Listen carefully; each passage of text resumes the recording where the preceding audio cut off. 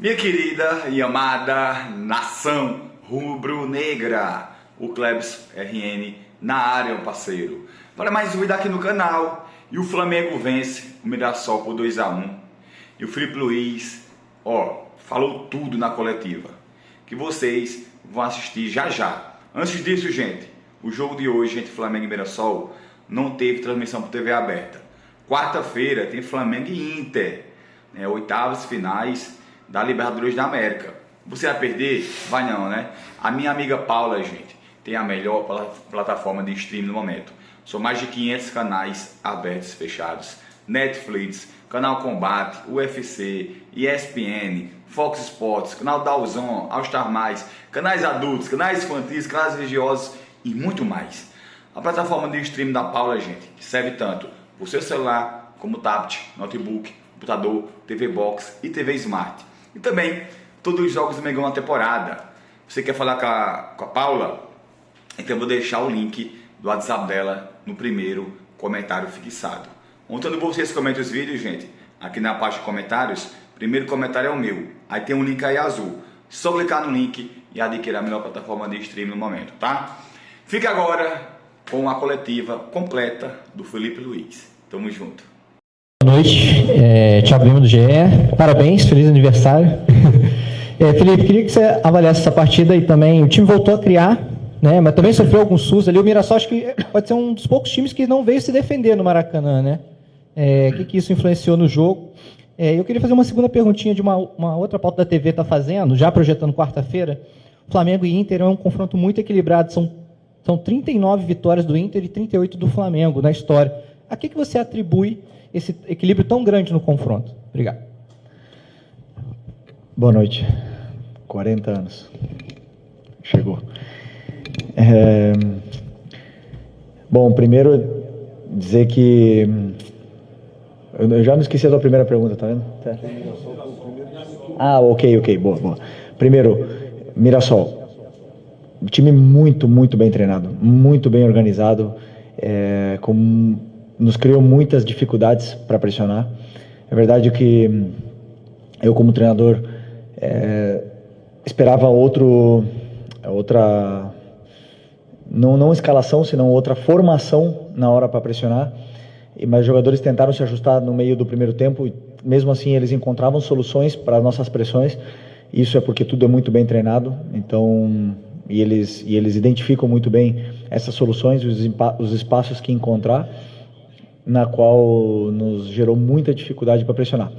Ao mesmo tempo que eles tentaram propor, que eles tentaram ter a bola em todo momento, tirar a bola da gente, deixaram mais espaços, nos deram mais chances do que os outros adversários, como você bem falou, que vem muitas vezes para se fechar. E, obviamente, nosso time criou muitas chances claras, onde não se converteram todas em gols, né? Então, isso vai muito da postura do adversário. Depois, com o placar, né, no segundo tempo, eles também deram um passo à frente, colocaram mais gente na nossa última linha e com isso também foi mais difícil defender, mas as chances nossas sempre eram mais claras. E no final fizemos o segundo gol e tomamos um gol aí com descuido, que nos gerou essa sensação de preocupação, né, até o final do jogo, no qual leva ainda mais o nível desse encontro. E para vocês verem que não existe coincidência no futebol. Se um time é quinto colocado na 18ª rodada, como é o Mirassol, somente com 2 derrotas, é porque o trabalho está sendo muito bem feito. Então, muito mérito do adversário. E contra o Inter, ainda falta. Amanhã eu vou começar a estudar o Inter, mas um confronto, claro, que muito igualado, dois clubes históricos gigantescos e em igualdade de condições para essas oitavas. Boa noite, Felipe. Aqui, Cidão Marino Eleitoral News. Parabéns, feliz aniversário. Que seus sonhos possam ser realizados. Obrigado. Você falou sobre essa preocupação, né, que a equipe teve na reta final do jogo. Hoje o Flamengo conseguiu chegar àquele segundo gol depois que abre o placar, que você comentou lá no Ceará depois do empate, só que acabou sofrendo o gol. Você acredita que para o jogo do mata-mata da Libertadores contra o Internacional é uma preocupação que você tem, em cima do que você falou também, dessa eficiência da equipe, de finalizar e muitas vezes não conseguir colocar a bola no fundo da rede, ter essa assertividade para não criar essa preocupação na reta final do jogo? Não, a minha preocupação maior é que, primeiro, o time seja sólido na fase defensiva, muito sólido. E hoje realmente não tivemos a solidez que eu gosto, né? Já seja por mérito do adversário, mas também por alguns erros nossos que devem ser corrigidos. Eu sei e eles também sabem disso, né? Mas mesmo assim, o adversário chegou e criou muitas chances de bola parada, né? Com escanteios, com faltas, mas chegou, é verdade que chegou muito na nossa área. E a minha preocupação na fase ofensiva é que o time crie, que consiga chegar e, claro, os jogadores determinantes, com o grande jogo, por exemplo, que fez no outro dia o Cebola, hoje o Lino, a bola quando cai no pé do Arrascaeta sempre ele cria perigo, o Pedro está já também num bom momento, então tudo isso aí faz com que as defesas dos adversários tenham dificuldade de defender e que a gente possa criar. Depois a fase da finalização é um assunto que, como eu já falei várias vezes, os jogadores às vezes chegam mais finos e frescos na frente do goleiro, com mais calma, e outros dias a bola não entra, simplesmente assim. Mas o mais importante é que o time criou. Felipe, boa noite, parabéns. Uma vitória no dia do aniversário, às vezes não acontecia. Eu queria te perguntar sobre essas contratações que o Flamengo fez e como você vê o elenco do Flamengo agora. Teve uma eliminação, claro, mas você está ainda recebendo esses jogadores, não deu para esses jogadores ainda atuarem da forma que você ainda vai preparar. Como você vê essa preparação, pensando, eu não vou falar nem em Libertadores, que está muito em cima aqui agora, pensando no restante da temporada, principalmente Campeonato Brasileiro, e caso continue na Libertadores, se Deus quiser, para você, né? Como você vê esse time encaixando, como você vê esse elenco agora com essas chegadas aí? Bom, primeiro dizer que a janela que o clube está fazendo extraordinária, né? Como eu falei na outra coletiva também, um esforço muito grande do presidente e do Boto para potencializar ainda mais esse elenco que já era altamente qualificado. É verdade que tivemos algumas perdas importantes esse ano, mas não pararam de trabalhar nem um minuto para poder repor essas peças e que a gente possa continuar com esse nível altíssimo, né, desse elenco, que é um elenco muito forte. Pode ser que cheguem mais peças, pode ser que também saiam, né? Talvez a gente esteja com um número elevado de jogadores, pode ser que tenha algumas saídas, mas o mais importante é que a qualidade do elenco continua sendo muito alta e preparados para poder aguentar essa maratona de jogos até o final da temporada. Felipe, boa noite. Boa noite. Parabéns aí, 40 anos. Felipe, com essas saídas, você teve o Gerson e o Wesley, que eram praticamente jogadores fundamentais no seu esquema de jogo, e chegada de 5 outros jogadores, contando com o Jorginho, que chegou antes do Super Mundial. O seu trabalho como técnico, o maior desafio que você passa a ter agora é fazer com que esses novos jogadores se incorporem ao elenco, ou seja, fazer esse, entre aspas, novo time da Liga para você continuar aí o restante da temporada? Bom, já também emendando, que eu esqueci de responder, mas boa pergunta, né? Sobre esses jogadores que chegam, eles têm que ainda ganhar o conteúdo todo tático, né? A parte técnica eles já têm, são diferenciados, muito diferenciados. Agora cabe a mim fazer com que eles se adaptem o mais rápido possível ao modelo de jogo, que não é só pegar a bola e fazer a diferença. Existem muitos detalhes da fase defensiva, da fase ofensiva, da pressão alta. Existem muitas coisas que os jogadores que já estavam mais tempo sim sabiam, mas não só isso, senão alguns jogadores que também machucaram, no caso do Eric e do Nico, que vinham jogando constantemente, que também ajudam com que qualquer jogador que possa chegar também possam assimilar tudo mais rápido, né? Então, obviamente que você falou do Gerson e do Wesley, são dois jogadores extraordinários que saíram, e agora nós temos jogadores jovens, novos, que também têm fome e ambição de fazer história aqui no Flamengo, a sua história. Então, acredito que vai ser rápido essa adaptação desses novos jogadores, porque treinamos sempre em função do que é o modelo de jogo e o plano de jogo, então vai ser rápido. Aqui Felipe, boa noite, parabéns pela vitória, pelo dia de hoje. Marcos Martins, do canal da QCRN. Você comentou sobre a questão da característica do Mirassol, uma equipe ofensiva que tentou propor jogo. E você considera que o Flamengo, em algumas ocasiões, apresenta dificuldades contra equipes que não decidem marcar no bloco baixo unicamente e apenas se defender? Como foi contra o Cruzeiro, por exemplo, que marcou pressão, especialmente no primeiro tempo, dificultou o jogo do Flamengo lá no Mineirão, e contra outras equipes também que o Flamengo enfrentou que não se dedicaram apenas ao aspecto defensivo. Você pensa em variações táticas para sair desse tipo de situação onde as equipes acabam neutralizando o Flamengo de alguma forma? Na outra coletiva a pergunta era se os times se fechavam e criavam dificuldades para o Flamengo. Agora são os times que jogam que criam dificuldade? Sempre, todos os times criam dificuldades para o Flamengo. Todos, os que jogam, os que não jogam, os que se defendem em bloco baixo, os que pressionam alto, os que não pressionam. Todo adversário tenta anular e fazer um plano para anular o Flamengo e os adversários que venham pela frente. Então sempre são adversários complicados.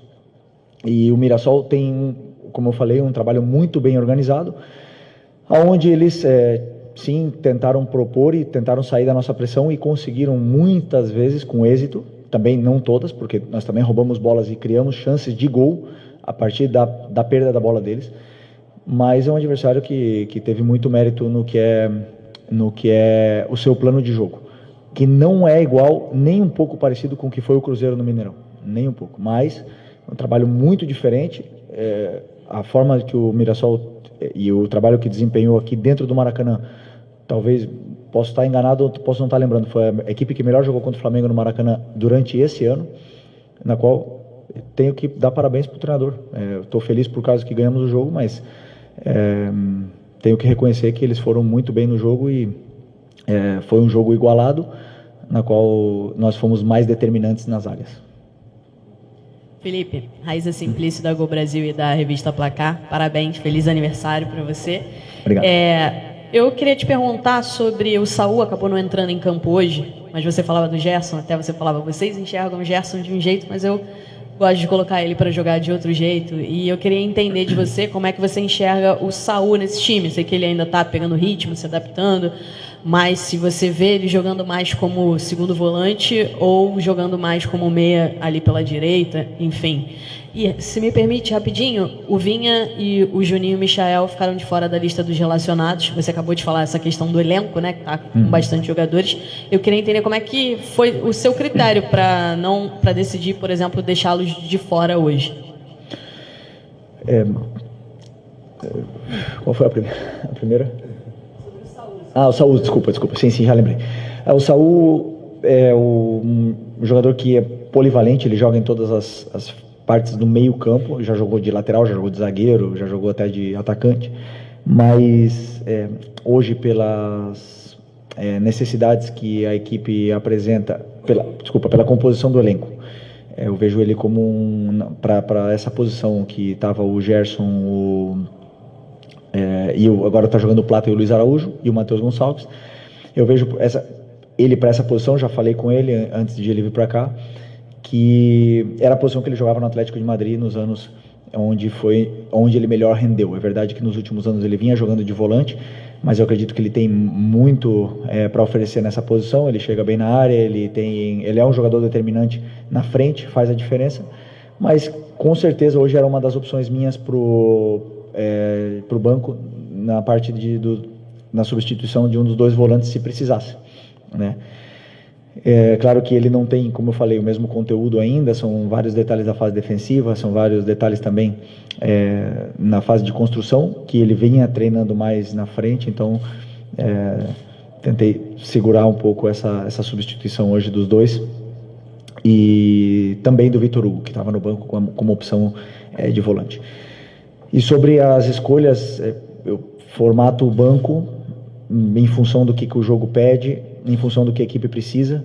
Claro que o Vinha é um jogador internacional, um jogador que já todo mundo sabe da qualidade que tem, mas na hora de escolher e ficar com 3 laterais esquerdos no banco, onde provavelmente não ia entrar nenhum deles, como hoje não entrou nem o Ayrton, então eu optei por deixar ele treinando hoje, porque ele precisa de treino, ele precisa de ritmo, da mesma forma que o Juninho e da mesma forma que o Michael. Então, a hora que precisar, eu sei que eu posso contar com eles, que eles estão bem treinados, e foi mais isso, mais em função do que um plano do que a equipe precisava para o jogo.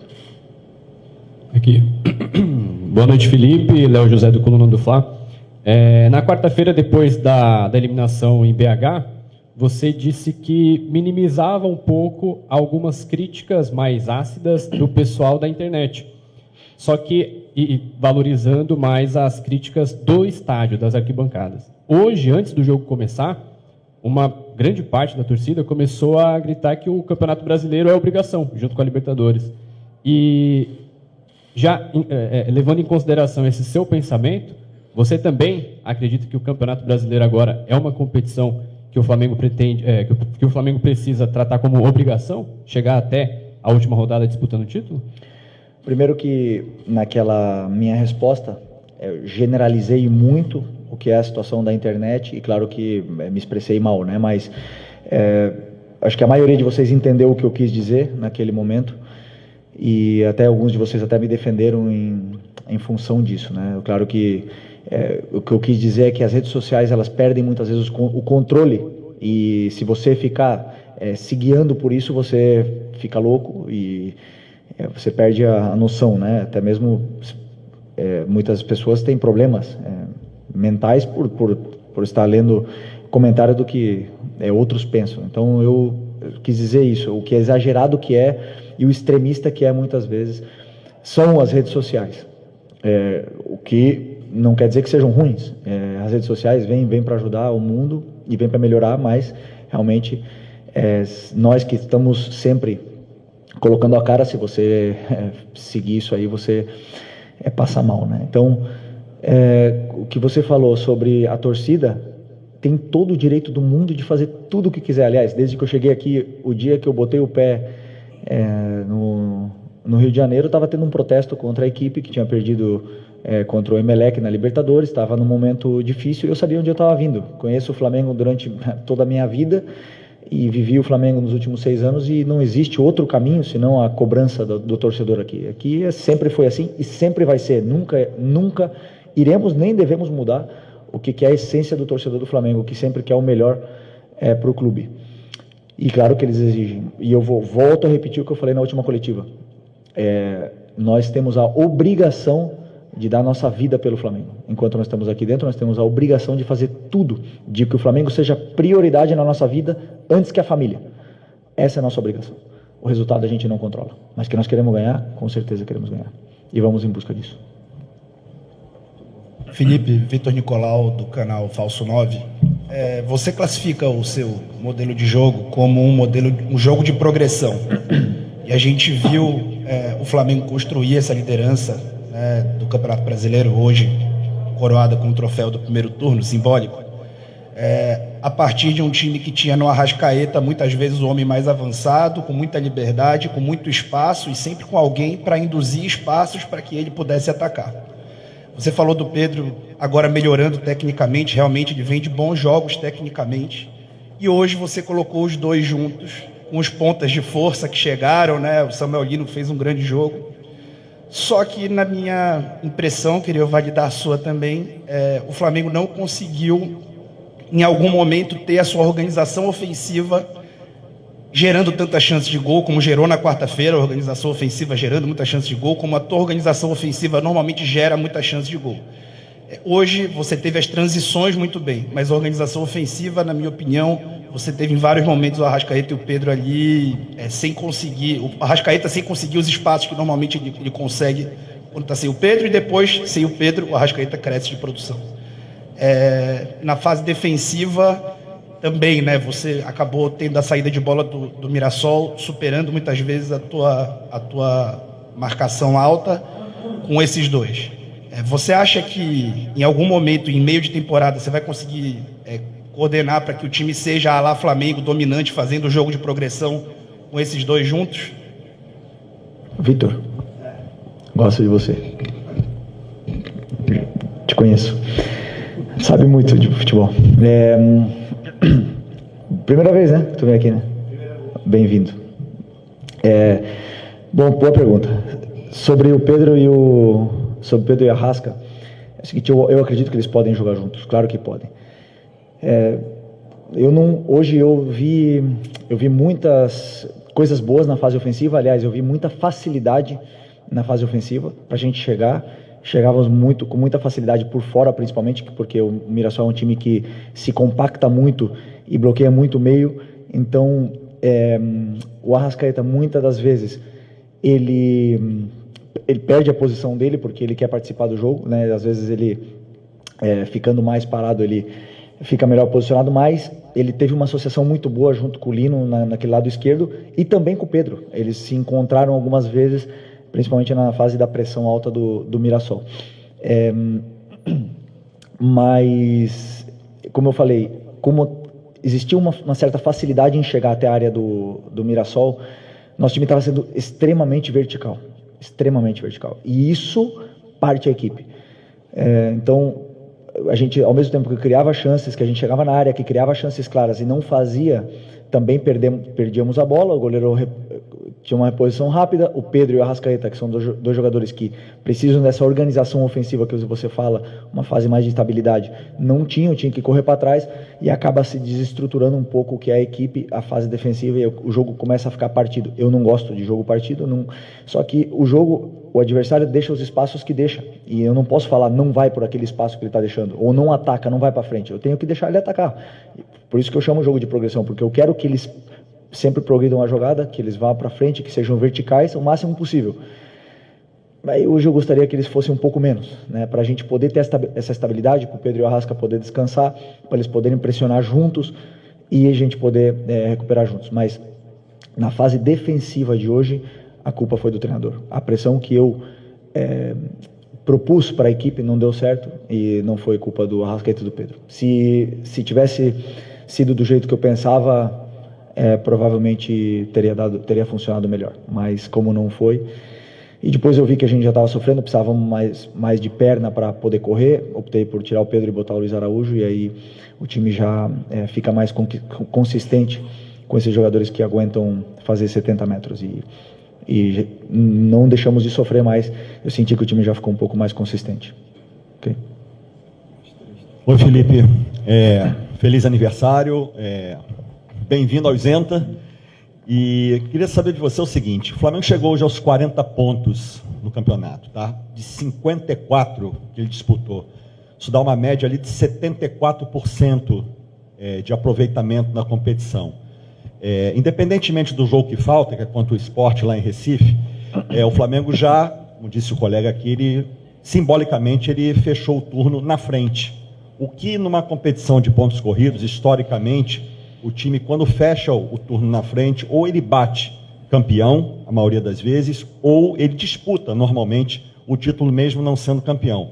Eu quero saber o que isso representa para você na formatação e na sequência aí do trabalho, mesmo faltando esse jogo que ainda falta.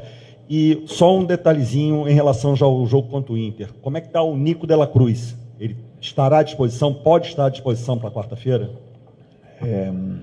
Sobre os pontos, então, 40 hoje, podendo fazer 43 no primeiro turno, é isso? Ok.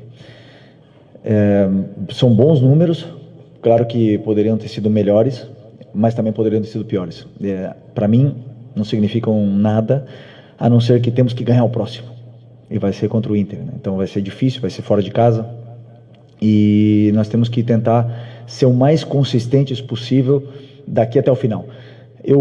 Desde que eu cheguei no Flamengo, todos os anos que eu cheguei no Flamengo, quase sempre a gente teve que perseguir o líder, né? Em 2019 perseguimos no primeiro turno e acabamos conseguindo virar essa vantagem, tomar a liderança e ficar até o final. E em 2020 também, não éramos líderes, acho que era o São Paulo durante muito tempo, depois foi o Inter, depois a gente retomou e sempre foi perseguidor.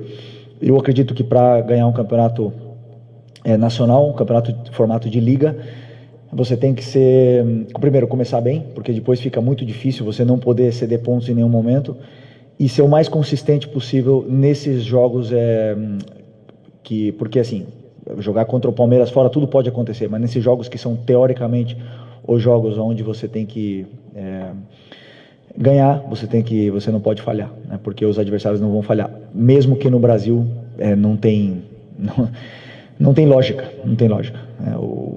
o time do rebaixamento pode ganhar do líder. Aqui a gente já viu várias vezes acontecendo isso, inclusive nós, inclusive conosco. Então, que representa isso é motivação para seguir brigando pelo título. E sobre o Nico, tenho esperança, mas não sei se vai ser possível. Mas está perto. Felipe, boa noite. Pedro Ramos da Sintonia Esportiva. Desde que você assumiu, primeiro feliz aniversário, desculpa. Desde que você assumiu o comando do Flamengo, você sempre cita pequenos detalhes na partida, desde pressão alta, desde as movimentações do jogo. E eu queria que você comentasse sobre a saída do Rossi ultimamente, porque contra o Ceará ele saiu mal, o Pedro Raul chegou a fazer gol de empate. O Pedro Raul, depois da partida, disse que acompanhava as saídas do Rossi, que ele realmente saía mal, parava e acabava dando oportunidade para o centroavante. Hoje, no escanteio, se não me engano, o Rossi acabou saindo mal de novo e teve uma bola que ele foi encoberto. O Léo Pereira acabou salvando, que seria talvez mais 2 pontos desperdiçados com um erro individual. Eu queria saber qual o trabalho que vocês fazem sobre isso, se é algo já identificado na sua comissão técnica, até porque recentemente, pelo menos na imprensa, que o Flamengo estaria de olho em outros goleiros, não talvez para essa temporada, mas talvez para a próxima. Eu queria saber o que você pensa, não só sobre o Rossi, mas talvez sobre a necessidade de ter um outro goleiro também para o Flamengo. Obrigado. Primeiro que essa saída do Rossi nos deu e nos dá e nos dará muitas alegrias, porque eu pessoalmente eu gosto que ele saia do gol. Eu gosto de goleiro corajoso, que tenha essa confiança de poder ir lá e aliviar. Durante muitas vezes, a maioria das vezes deu certo, e todo goleiro, como todo jogador, oscila, passa por momentos de menos confiança, mas sabemos do risco que pode existir numa saída de bola, e eu quero que ele continue saindo. Uma opção minha. E sobre uma reposição, é um assunto para o Boto, mas com certeza o Flamengo sempre está atento ao mercado, ainda mais porque pode ser que tenhamos uma saída no final do ano. Buenas noches, Felipe. Tá bom. Aquí. Buenas noches. Primero que todo, feliz cumpleaños. Gracias. Quería preguntarte por Jorge Carrascal. No tuvimos la oportunidad de verlo. No te quería preguntar específicamente por eso, pero él llega como un camisa 10. Es una posición que suele utilizar Jordan de Arrascaeta, pero por lo general a de Arrascaeta se le va acompañando al centro delantero. Hoy, más que de 10, jugó como un segundo delantero, me dio la sensación. Y quería preguntarte, después de ver más de una semana a Carrascal, ¿dónde lo ves? ¿Qué rol cumpliría? ¿Más cercano al delantero? ¿Más como un 10? ¿O incluso quizás en esa posición que muchas veces utiliza Jorginho y que era un rol que en algún momento estuvo pensado como para Nico de la Cruz? Bueno, primero es un jugador con un talento y una calidad gigante, muy grande, tiene muchísima calidad, se nota, lo hemos visto esta semana. Hoy lo tenía casi seguro de que iba a ponerlo, tenía muy pensado el cambio de Arrascaeta y que él entrase por Arrasca, pero sentí en ese momento que el equipo necesitaba presionar más al Mirasol, necesitaba gente que tuviera más presión, sobre todo los detalles micro ahí de la presión alta que ya tiene muy bien incorporado Bruno y Plata, y Carrascal aún no tiene tanto estos entrenamientos de presión, por eso opté por no ponerlo por la fase defensiva, pero la fase ofensiva seguro que nos daría mucho, tiene mucha calidad, es un jugador que yo tengo una esperanza de que sea ídolo de este club dentro de los próximos años, porque es el típico jugador que al aficionado le va a encantar ver por lo bien que trata la pelota. Y después, contestando tu pregunta sobre la posición, yo le veo en la misma posición que juega Arrascaeta hoy. Sin embargo, él me dijo que puede jugar tanto abierto como en la posición en derecha también, o sea, en las 4 posiciones de arriba, él puede jugar en las 4. Entonces, con la cual va a tener muchos minutos durante la temporada, hay partido para todos y sin ninguna duda va a ser un jugador, pero va a ser un jugador importantísimo para mí, para nosotros. Obrigado, boa noite, pessoal.